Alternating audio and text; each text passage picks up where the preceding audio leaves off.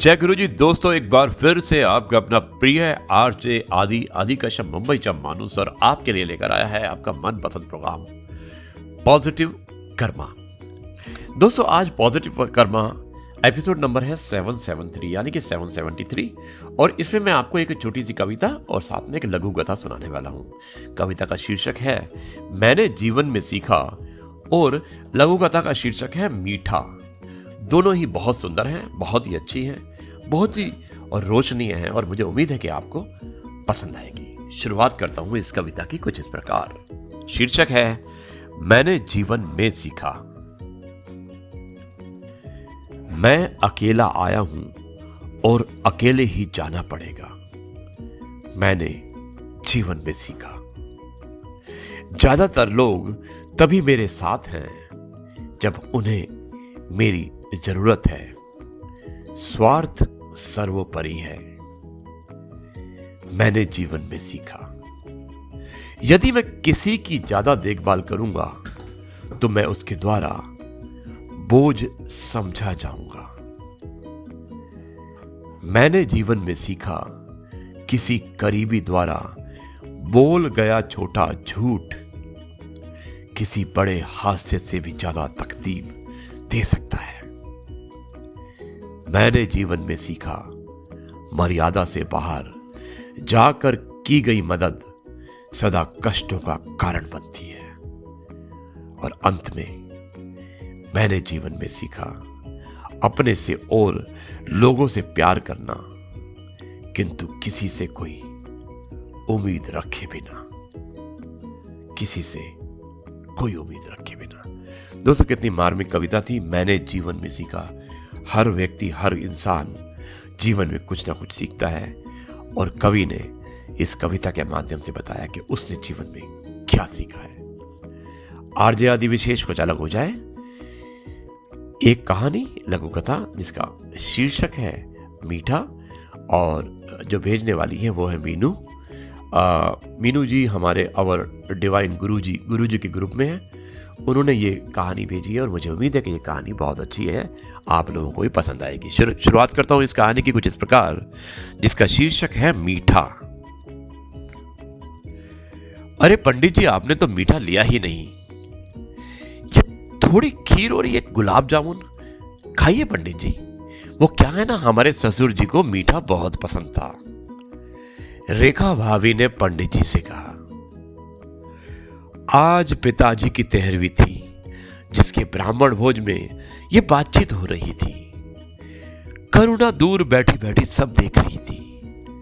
भाभी की बातें सुनकर उसकी आंखों में आंसू बहने लगे। उसे 6 महीने पहले का वाकया याद आ गया। भैया का फोन आया था। करुणा, पिताजी तुझे बहुत याद कर रहे हैं, आकर मिल जा। आशंकित हृदय से वो पिताजी से मिलने आई थी। मां के यूं अचानक चले जाने से पिताजी बिल्कुल टूट से गए थे।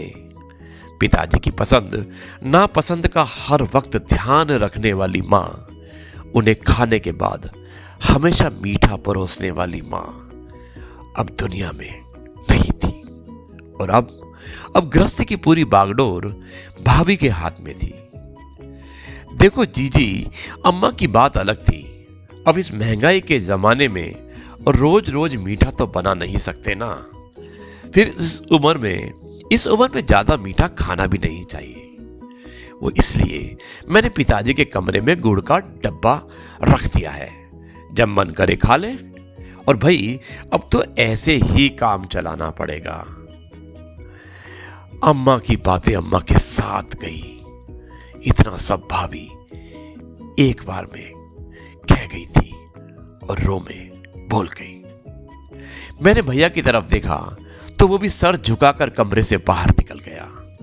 हां, बाहर बरामदे में बैठे पिताजी रुमाल से अपनी आंखें जरूर पोंछ रहे हैं। इतने रोबीले और हमेशा मजबूत रहने वाले पिताजी कितने असहाय और कमजोर दिख रहे थे, जैसे उनमें जीने की इच्छा शक्ति खत्म हो गई थी।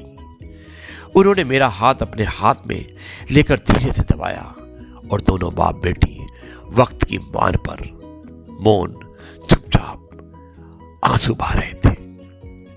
अरे जीजी कहाँ हो? पंडित जी जा रहे हैं, प्रणाम कर लो। और हाँ हाँ आ रही हूं भाभी।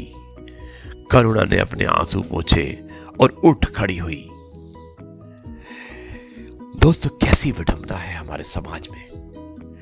जीवित व्यक्ति को सम्मान नहीं मिलता और मृत्यु के पश्चात उसके पसंद के खाने और वस्त्र दान करने के लिए और करके उन्हें हम प्रसन्न करना की कोशिश करते हैं। अगर जीते ही यदि उनकी सारी इच्छा पूर्ति की जाए तो शायद वो अधिक प्रसन्न होते।